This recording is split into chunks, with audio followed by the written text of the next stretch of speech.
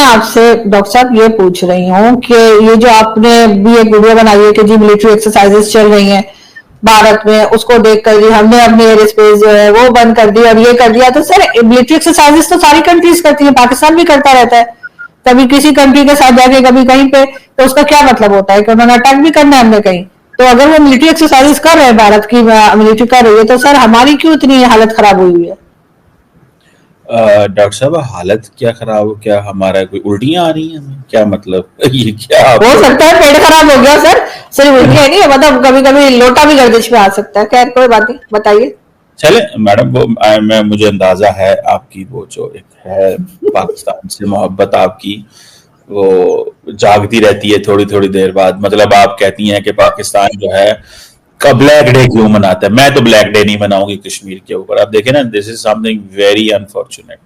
बहरहाल चले देखें, हमें तो थोड़ा सा अफसोस हो रहा है ये कि अभी अगले दिन आपने इंडिया की फौज की, एयरफोर्स की इतनी एक्सरसाइजेस कराई हैं और सारा जो कुछ उनसे 20 सालों से ले रहे हैं पाकिस्तान के खिलाफ ले रहे हैं। ओके कि भारत ने सर क्रीक में अपनी फौज उतार दी है और वहां पर बहुत ज्यादा उनकी मिलिट्री की जो प्रेजेंस इस वक्त है, और पाकिस्तान में इस हवाले से जो है वो एक पैनिक पाया जाता है। अच्छा, ये तो इंडियन मीडिया में जो इस वक्त चल रहा है मैं आपको वो बता रही हूँ, लेकिन साथ में फिर मैंने ये जानने की कोशिश की कि क्या पाकिस्तान में इस हवाले से कोई स्टेटमेंट कुछ ऐसा आया है। तो कोई स्टेटमेंट तो नहीं, लेकिन एक डेवलपमेंट पाकिस्तान की तरफ से भी मुझे मिल रही है जो कि ऑफिशियली हमें पता चल रहा है कि CNS admiral Naveed Ashraf visited post in Sir Creek area to review operational preparedness and combat readiness.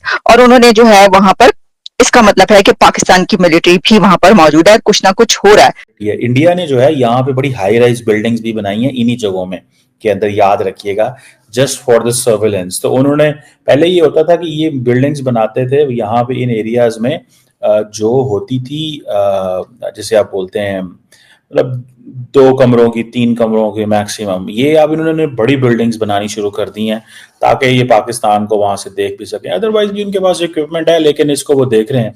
और उस बिल्डिंग का जो उन्होंने नाम दिया था वो हमें वहां पे एक ऑफिसर ने बताया था, वो जो नाम था वो that was something related to Kargil या पता नहीं क्या, कोई इन्होंने ऑपरेशन किया था कोई बड़ा कामयाब। मुझे एक्चुअली सर क्रीक जो है वो तकरीबन 200 किलोमीटर दूर है कराची से। अब कराची आपको पता है, मैंने भी कराची से सर क्रीक हेलीकॉप्टर पर ट्रैवल किया था।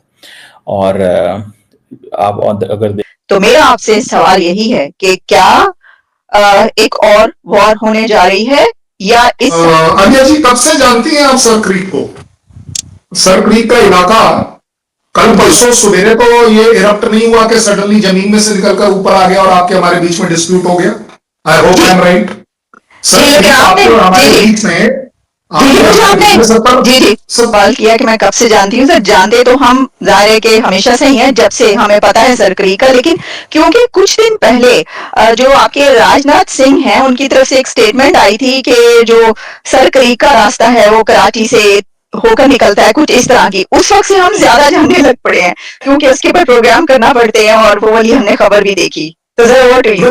Very good, yes yes, fantastic. But मैं वैसे बात कर रहा हूं, अब पर्सनलाइज होकर बात नहीं कर रहा हूं, मैं देश की बात कर रहा हूं। इंडिया पाकिस्तान के बीच में सर क्रीक आज का नहीं, 10 सालों का, 20 सालों का, 50 साल का सो कॉल्ड डिस्प्यूट चल रहा है। और ऐसा नहीं है कि वहां पर आपकी आर्मी नहीं है और मेरी आर्मी नहीं है।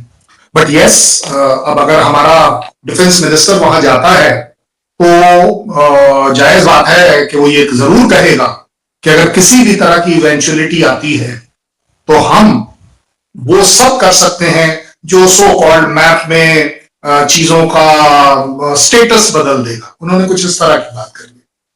ज्यादा बड़ी बात यह 100 किलोमीटर के एक स्ट्रेच को अगर हम बात करें जो हमारे लिए रन ऑफ कच्छ में है और आपका सिंध वाला पार्ट उसके सामने पड़ता है, और इसमें मैं मान जाऊंगा बिल्कुल आपने ठीक कहा कि ये हमारा फास्टेस्ट, क्लोजेस्ट, इजीएस्ट रूट है आपके कराची हार्बर या कराची को थ्रेटन करना है अगर करना है किसी भी तरह की। अब आगे बात, क्या आपको लगता है कि सिर्फ इतनी सी बात के ऊपर आपका CNS वहां पर आ जाएगा? I don't think. CNS knows this area very well. अब हो क्या रहा है यहां, बड़ी मैच्योरिटी के साथ आपकी और हमारी आवाम को समझना पड़ेगा। काफी कुछ चीजें ऐसी करी जाती हैं जो दिखने में कुछ और होती है, एक्चुअली वास्तविकता में कुछ और होती है। मुझे नहीं लगता कि इस समय जो सिचुएशन सर क्रीक में बनी हुई है, it has got anything to do with कि आप मेरे पर अटैक कर दोगे या मैं आप पर अटैक कर दूंगा। ये मैं आपको बड़ी जिम्मेदारी से बोल रहा हूं। आप देख लीजिएगा 10 नवंबर को आप मेरे साथ एक शो कर लीजिएगा और आप यही बता दीजिएगा कि देखिए नहीं सर आपने तो गलत बोला, मैं कान पकड़ के माफी मांगूंगा कि नहीं सर ये तो गलत हो गया, मैंने आपको बोला 10 तारीख तक कुछ नहीं होगा। क्यों? क्योंकि इंडिया जब एक नोटैम जारी करता है डेट का देकर, और वो भी एडवांस में जारी करता है, आपको क्या लग रहा है वो इसलिए थोड़ी ना करता है कि पाकिस्तान के जहाज उस तरफ आने चाहिए या नहीं आने चाहिए। नोटैम जारी किया जाता है इंटरनेशनल कम्युनिटी के लिए, जिसमें पाकिस्तान भी एक भागीदार है। ऐसा नहीं है कि पाकिस्तान स्पेसिफिक नोटैम है, हमारे अपने जहाज भी उसमें इन्वॉल्व है कि इस एरिया में आपने इस तारीख से इस तारीख नहीं आना है। क्यों? क्योंकि हो सकता है इस तारीखों के बीच में जब ट्राई सर्विसेज की ये जो त्रिशूल हमारी एक्सरसाइज वहां चलनी है, उसमें हो सकता है फायरिंग भी हो, लाइव फायरिंग भी हो, उसमें high speed manoeuvrability of aircraft भी हो। तो हम नहीं चाहेंगे कि कोई भी पैसेंजर एयरक्राफ्ट एक्सीडेंटली इस एरिया में आ जाए। ये एक इंटरनेशनल नॉर्म है, इसके पीछे बहुत ज्यादा पढ़ने की जरूरत नहीं है। चाहे वो पॉलिटिकली आप देख लीजिए, चाहे आपकी आर्मी की तरफ से देख लीजिए कि यहां पता नहीं क्या होने वाला है क्या नहीं होने वाला।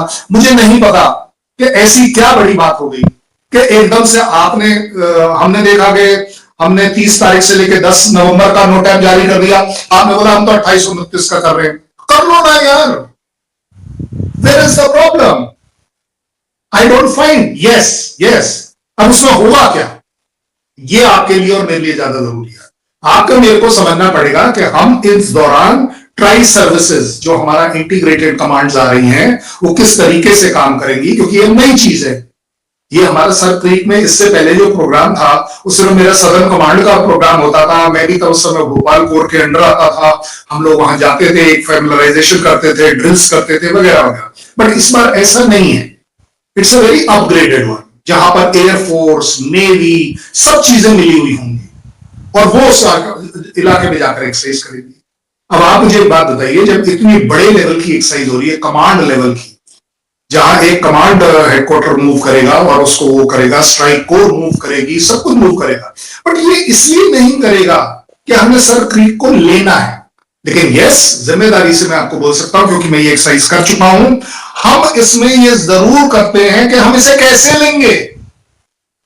भाई इसको कैसे, आलिया शाह जी उस तरह बैठी हुई है, मैं इस तरह बैठा हुआ, आलिया शाह के ऊपर प्रेशर बनाने के लिए मैं क्या क्या करूंगा, ये मैं प्रैक्टिस करता हूं। और साथ ही साथ मैं ये भी प्रैक्टिस करता हूं कि आलिया शाह की तरफ से मेरे तरफ कौन से ऐसे सवाल आ सकते हैं, कौन से ऐसे एक्शंस आ सकते हैं, कैसे इंटरनेशनल कम्युनिटी रिएक्ट कर सकती है, ये सारी चीजों की असेसमेंट है।